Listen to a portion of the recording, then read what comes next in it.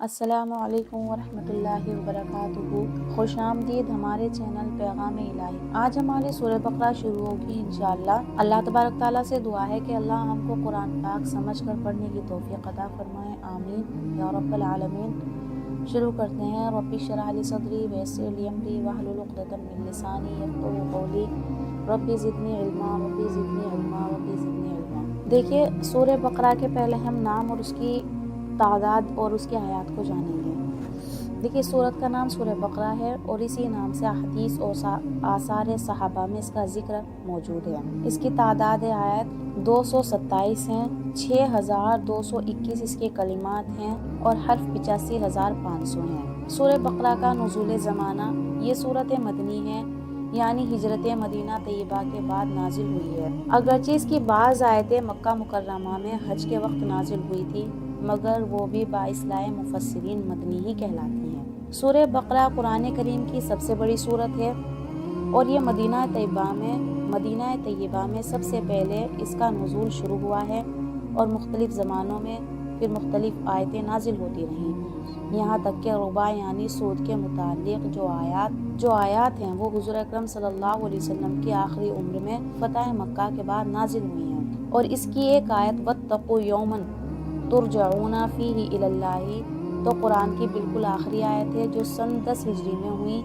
اور 10 ذی الحجہ کو مینا کے مقام پر نازل ہوئی تھی، جبکہ حضرت محمد مصطفیٰ صلی اللہ علیہ وسلم حجۃ الوداع کے فرائض ادا کرنے میں مشغول تھے اور اسی کے 80-90 دن کے بعد حضرت محمد صلی اللہ علیہ وسلم کی وفات ہوئی اور وحی الہی کا سلسلہ ہمیشہ کے لیے ختم ہو گیا۔ دیکھیے، سورہ بقرہ کے فضائل کیا ہیں۔ قرآن کریم کی سب سے بڑی یہ سورت ہے اور بہت سے احکام پر مشتمل ہے۔ رسول اکرم صلی اللہ علیہ وسلم نے فرمایا، سورہ بقرہ کو پڑھا کرو کیونکہ اس کا پڑھنا برکت ہے اور اس کا چھوڑنا حسرت اور بد نصیبی ہے اور اہل باطل اس پر قابو نہیں پا سکتے۔ حضرت معاویہ سے بھی نقل کیا گیا ہے کہ اس جگہ اہل باطل سے مراد جادوگر ہیں۔ مراد یہ ہے کہ اس سورت کے پڑھنے والے پر کسی کا جادو نہ چلے گا۔ ایک اور حدیث میں حضرت محمد صلی اللہ علیہ وسلم نے فرمایا کہ جس گھر میں سورہ بقرہ پڑھی جائے شیطان وہاں سے بھاگ جاتا ہے۔ دیکھیے، حضرت ابو ہریرہ ایک اور حدیث بیان کرتے ہیں کہ وہ کہتے ہیں ایک حدیث میں ہے کہ اس سورت میں ایک آیت ایسی ہے جو تمام آیت یعنی قرآن میں اشرف و افضل ہے اور وہ آیت الکرسی ہے۔ حضرت عبداللہ بن مسعود نے فرمایا کہ سورہ بقرہ کی 10 آیتیں ایسی ہیں کہ اگر کوئی شخص ان کو رات میں پڑھ لے تو اس رات کو جن شیطان گھر میں داخل نہ ہوگا اور اس کے اہل و عیال کو اس رات میں کوئی آفت یا بیماری، رنج و غم وغیرہ ناگواری چیز کوئی پیش نہیں آئے گی، اور اگر یہ آیتیں کسی مجنون پر پڑھی جائیں تو اس کو افاقہ ہو جائے۔ وہ 10 آیتیں یہ ہیں، 4 آیتیں شروع کی ہیں یعنی سورہ بقرہ کی، پھر 3 آیتیں درمیانی یعنی آیت الکرسی کی ہیں اور اس کے بعد کی 2 آیتیں ہیں، پھر آخری سورہ بقرہ کی 3 آیتیں۔ دیکھیے، ایک مرتبہ کہتے ہیں نبی اکرم صلی اللہ علیہ وسلم کو ایک امیر کا انتخاب کرنا تھا۔ آپ نے مختلف لوگوں سے قرآن مجید سنا، ان میں سے ایک نوعمر شخص پیش ہوا جس کو سورہ بقرہ یاد تھی۔ آپ صلی اللہ علیہ وسلم نے سورہ بقرہ کی فضیلت کی بنا پر اسی کو لشکر کی قیادت سپرد فرما دی۔ یہ فضائل تھے سورہ بقرہ کے۔ دیکھیے، سورہ بقرہ کے ہم احکام جان لیں تھوڑے سے کہ سورہ بقرہ کو ایک خاص امتیاز حاصل ہے۔ ابن عربی فرماتے ہیں کہ میں نے اپنے بزرگوں سے سنا ہے کہ سورہ بقرہ میں 1000 امر اور 1000 نہیں اور 1000 حکمتیں، 1000 خبریں اور قصے ہیں۔ حضرت فاروق اعظم نے جب سورہ بقرہ کو تفسیر کے ساتھ پڑھا تو اس کی تعلیم میں 12 سال خرچ ہوئے اور حضرت عبداللہ بن عمر نے یہ سورت 8 سال میں پڑھی تھی۔ دیکھیے، سورہ فاتحہ در حقیقت پورے قرآن کا خلاصہ ہے۔ اس کے بنیادی مضامین 3 ہیں۔ اول، اللہ تبارک تعالیٰ کی ربوبیت یعنی پروردگار کے عالم ہونے کا بیان۔ دوسرا، اس کا مستحق عبادت ہونا اور اس کے سوا کسی کی لائق عبادت نہ ہونا۔ تیسرا، طلب ہدایت یعنی سورہ فاتحہ کا آخری مضامین صراط مستقیم کی ہدایت طلب کرنا ہے، اور در حقیقت پورا قرآن اسی کے جواب میں ہے کہ جو شخص صراط مستقیم چاہتا ہے قرآن ہی میں ملے گا۔ اسی لیے فاتحہ کے بعد پہلے سورہ بقرہ رکھی گئی ہے اور اسی کو ذالک الکتاب سے شروع کر کے اس کی طرف اشارہ کر دیا کہ جس صراط مستقیم کو تم ڈھونڈتے ہو وہ یہی کتاب ہے۔ شروع کرتے ہیں سورہ بقرہ देखिए सूरह बकरा मदनी है, इसमें 286 आयतें और 40 रुकू है। बिस्मिल्लाहिर्रहमानिर्रहीम, शुरू अल्लाह के नाम से जो बहुत मेहरबान निहायत रहम वाला है। अलिफ लाम मीम, ज़ालिकल किताबु ला रैब फीह, इस किताब में कुछ शक नहीं है, फीह यानी उसकी तरफ, ज़ालिकल किताबु ला रैब फीह, इस किताब में कुछ शक व शुबा नहीं, हुदल लिल मुत्तकीन, राह बतलाती है डरने वालों को, या राह बतलाने वाली है डरने वालों को। अल्लज़ीना युमिनूना बिल गैबी, जो कि यकीन करते हैं बेदेखी चीज़ों का, व युक़ीमून सलाता, और कायम रखते हैं नमाज को, व मिम्मा रज़क़नाहुम, और जो हमने रोज़ी दी है, युनफ़िक़ूना, उनको उसमें से खर्च करते हैं।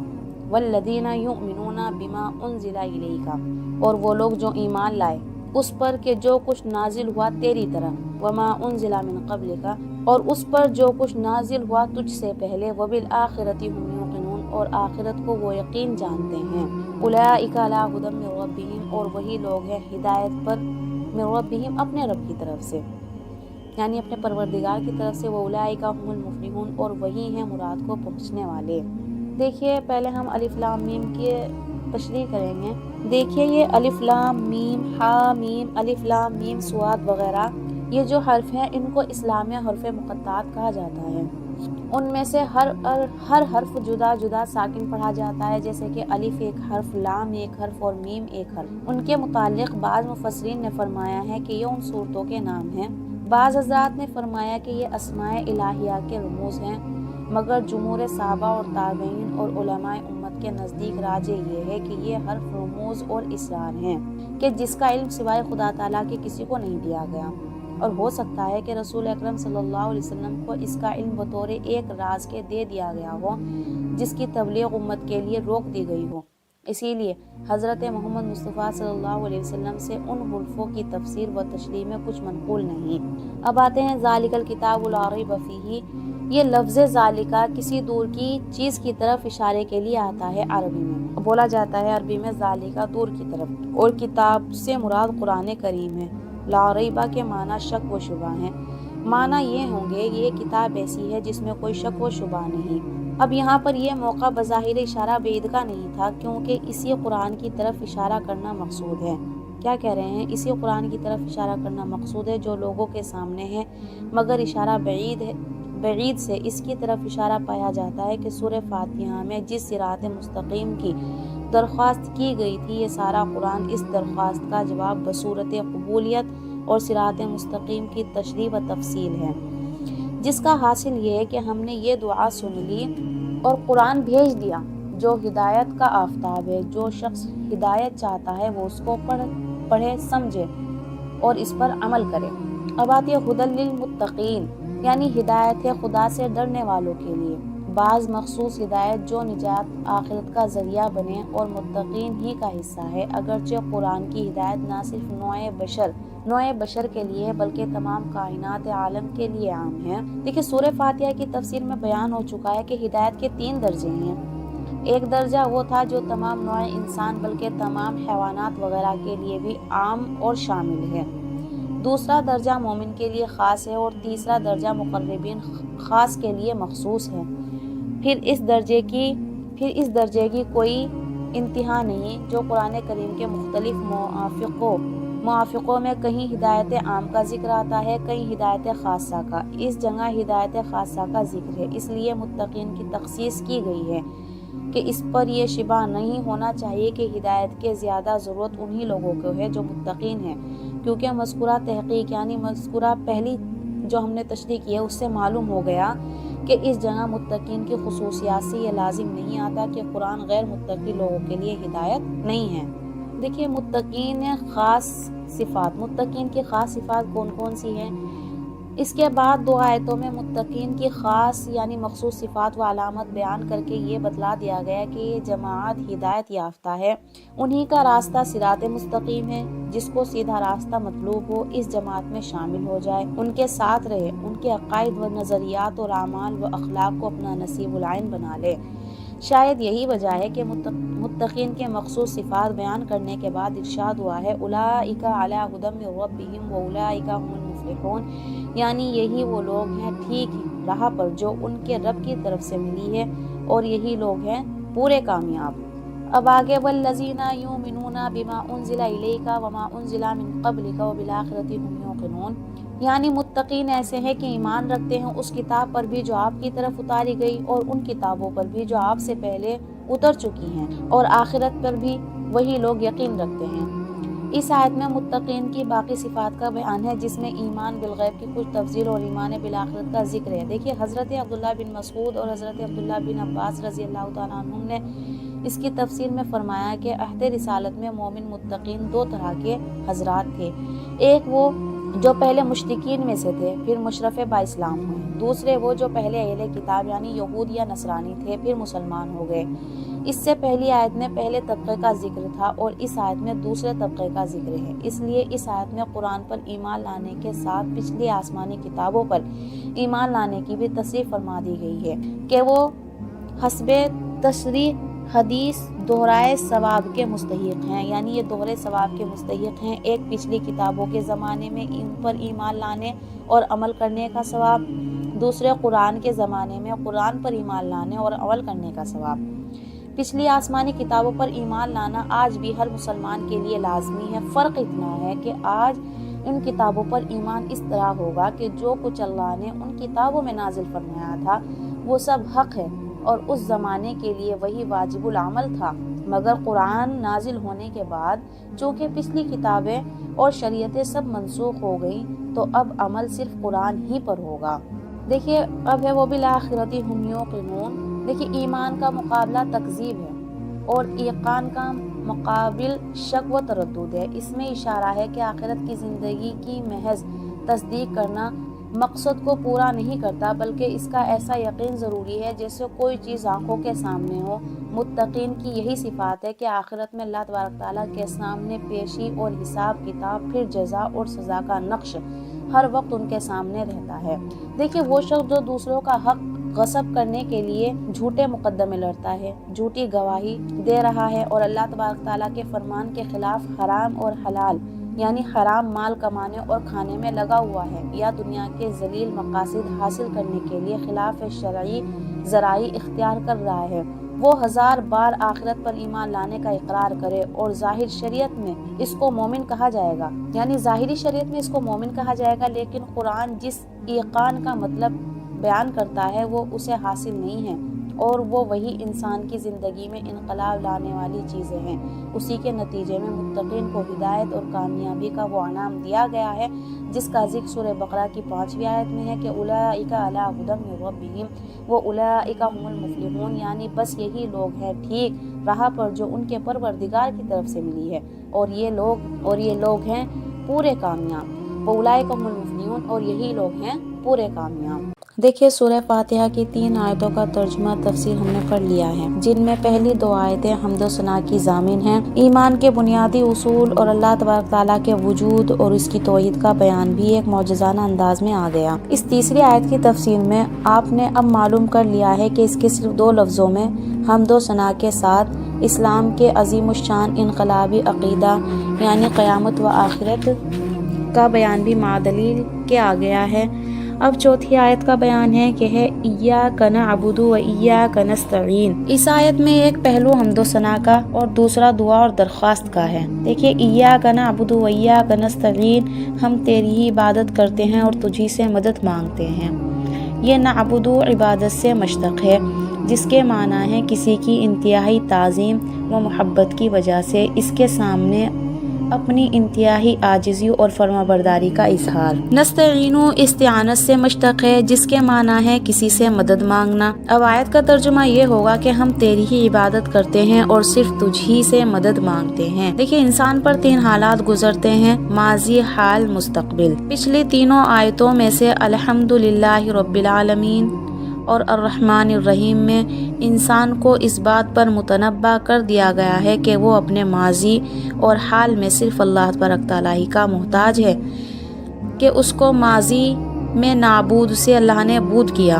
और उसको तमाम कायनात से ज़्यादा बेहतरीन शक्ल व सूरत और अक्ल व बसीरत अता फरमाई, اور حال میں بھی اس کی پرورش اور تربیت کا سلسلہ جاری ہے، اور مالک یوم الدین میں یہ بتا دیا کہ مستقبل میں بھی وہ خدا ہی کا محتاج ہے، کہ روز جزا میں اس کے سوا کسی کا کوئی مددگار نہیں ہو سکتا۔ اور جب ان تینوں آیتوں نے یہ واضح کر دیا کہ انسان اپنی زندگی کی تینوں دور میں خدا ہی کا محتاج ہے، تو اس کا طبعی اور عقلی تقاضا یہ ہوا کہ عبادت بھی صرف اور صرف اسی کی جائے، کیونکہ عبادت جو انتہائی تعظیم و محبت کے ساتھ اپنی انتہائی عاجزی اور تذلیل کا نام ہے، وہ کسی دوسری ہستی کے لائق نہیں ہے۔ اسی کا نتیجہ لازمی یہ ہے کہ ایک عاقل انسان پکار اٹھے کہ ہم تیرے سوا کسی کی عبادت نہیں کرتے۔ اسی مقتضائے طبیعی کو ایاک نعبد میں ظاہر فرمایا گیا ہے، اور جب یہ معلوم ہو گیا کہ حاجات روا صرف ایک ہی ذات اللہ تبارک تعالیٰ کی ہے، تو اقتضائے عقلی و طبیعی یہ ہے کہ اپنے کاموں میں مدد بھی صرف اور صرف اسی سے مانگنی چاہیے۔ اسی اقتضائے عقلی و طبیعی کو وَإِيَّاكَ نَسْتَعِينُ میں ذکر فرمایا گیا ہے۔ غرض اس چوتھی آیت میں ایک حیثیت سے اللہ تبارک تعالیٰ کی حمد و ثنا ہے۔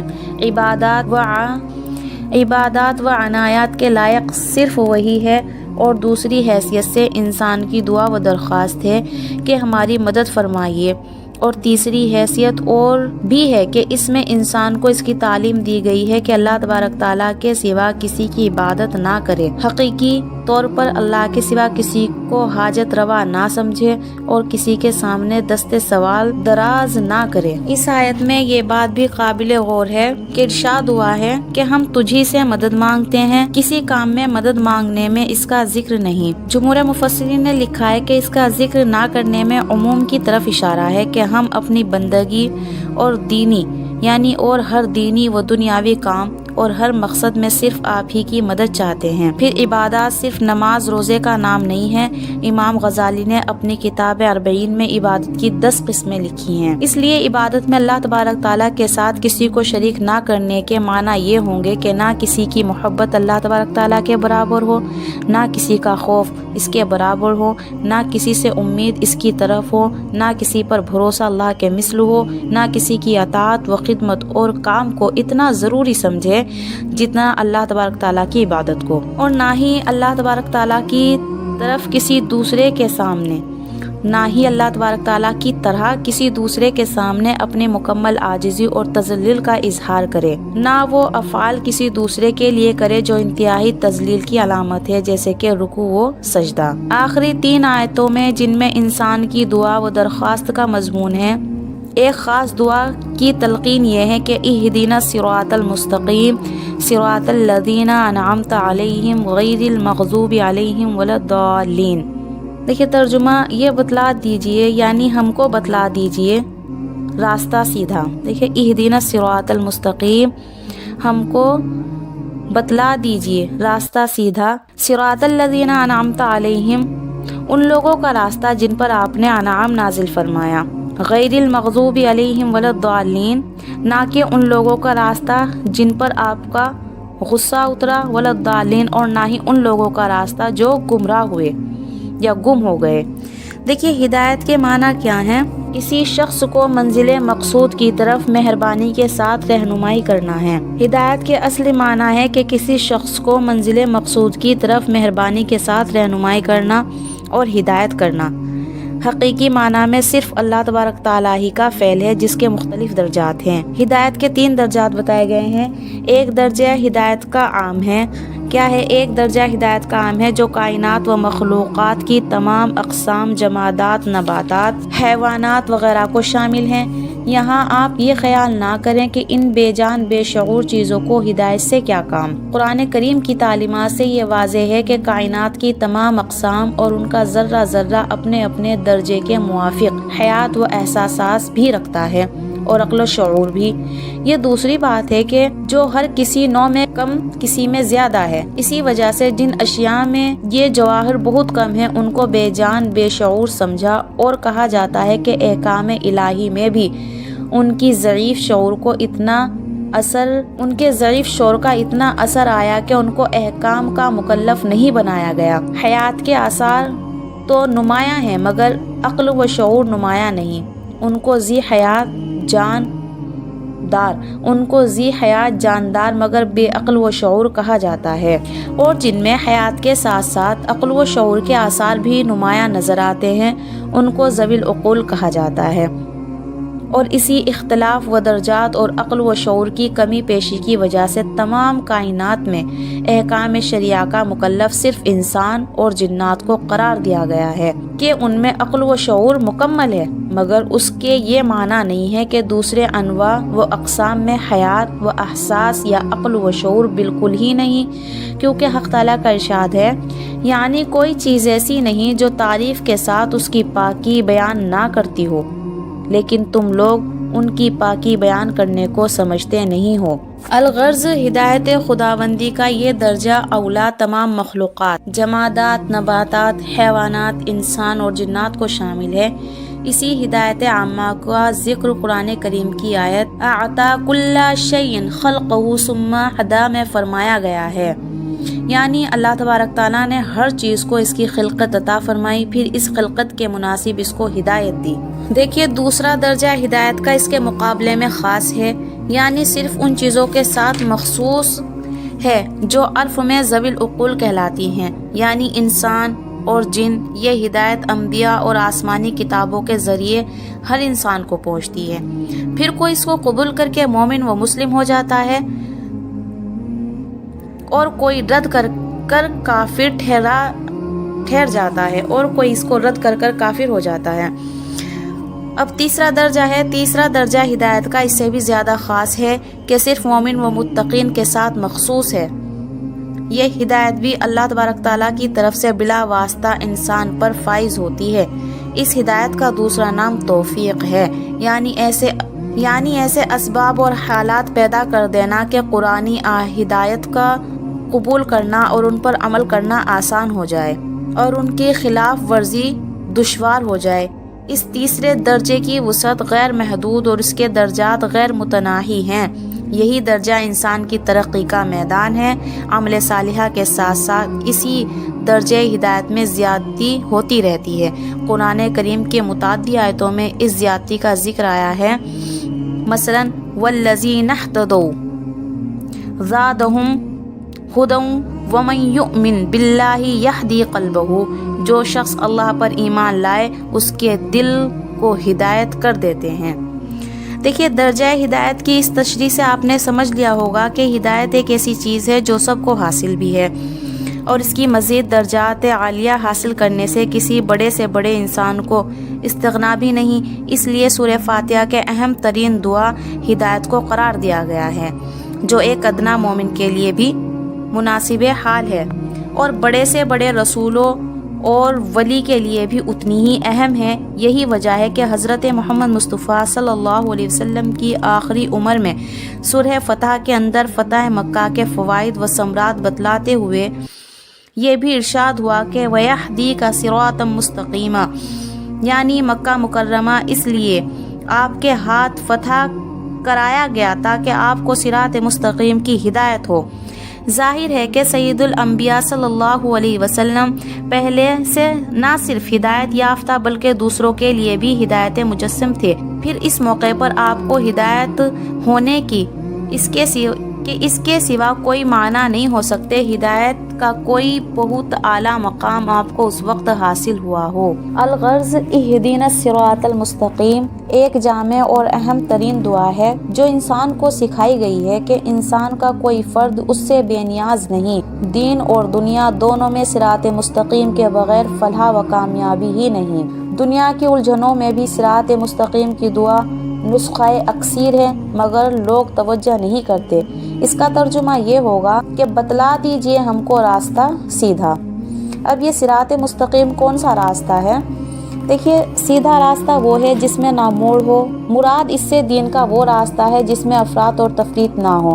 افراط کے معنی حد سے آگے بڑھنا ہے اور تفریط کے معنی کوتاہی کرنا۔ تفریط کے معنی کیا ہے؟ کوتاہی کرنا۔ پھر اس کے بعد کی 2 آیتوں میں اس صراط مستقیم کا بتا دیا گیا ہے کہ جس کی دعا اس آیت میں تلقین کی گئی ہے کہ ارشاد ہوا صراط الذین انعمت علیہم، یعنی راستہ ان لوگوں کا جن پر آپ نے انعام فرمایا۔ اور وہ لوگ جن پر اللہ تبارک تعالیٰ کا انعام ہوا ان کی تفضیل ایک دوسری آیت میں اس طرح آتی ہے، الذین انعم اللہ علیہم من نبیین والصدیقین والشہداء والصالحین، یعنی وہ لوگ جن پر اللہ تبارک تعالیٰ کا انعام ہوا، انبیاء اور صدیقین اور شہداء اور صالحین مقبولین، یعنی بارگاہ الہی کی یہ 4 درجات ہیں۔ کیا کہہ رہے ہیں کہ بارگاہ الہی کے یہ 4 درجات ہیں، جن میں سب سے اعلیٰ انبیاء علیہ السلام کا درجہ ہے، اور صدیقین وہ لوگ ہیں جو انبیاء کی امت میں سب سے زیادہ رتبے کے ہوتے تھے، جن میں کمالات باطن بھی ہوتے تھے، عرف میں ان کو اولیاء کہا جاتا ہے، اور شہداء وہ ہیں جنہوں نے دین کی محبت میں اپنی جان تک کے دے دی، اور صالحہ وہ ہیں جو شریعت کے پورے متابع ہوں، واجبات میں بھی مستحبات میں بھی، جن کو عرف میں نیک اور دیندار کہا جاتا ہے۔ غیر المغضوب علیہم ولا الضالین، یعنی وہ راستہ ان لوگوں کا جن پر آپ کا غضب کیا گیا، اور نہ ان لوگوں کا جو راستے سے گم ہو گئے۔ مغضوب علیہم سے وہ لوگ مراد ہیں جو دین کے احکام کو جاننے پہچاننے کے باوجود شرارت یا نفسانی اعراض کی وجہ سے ان کی خلاف ورزی کرتے ہیں، یا پھر یہ کہ دوسرے لفظوں میں احکام الہی کی تکمیل میں کوتاہی یعنی تفریط کرتے ہیں، جسے عام طور پر یہود کا حال تھا کہ دنیا کی ذلیل مفاد کی خاطر دین کو قربان کرتے اور انبیاء کی توہین کرتے تھے۔ اور ضالین سے مراد وہ لوگ ہیں جو ناواقفیت اور جہالت کے سبب دین کے معاملے میں غلط راستے پر پڑ گئے اور دین کی مقررہ حد سے نکل کر افراط و غلوط میں مبتلا ہو گئے، جیسے عام طور پر نصارہ تھے کہ وہ نبی کی تعظیم میں اتنے بڑے کہ انہی کو خدا بنا لیا، اور ایک طرف یہ ظلم کہ اللہ کے انبیاء کی بات نہ مانی، انہیں قتل تک کرنے سے گریز نہ کریں، اور دوسری طرف یہ زیادتی کہ ان کو خدا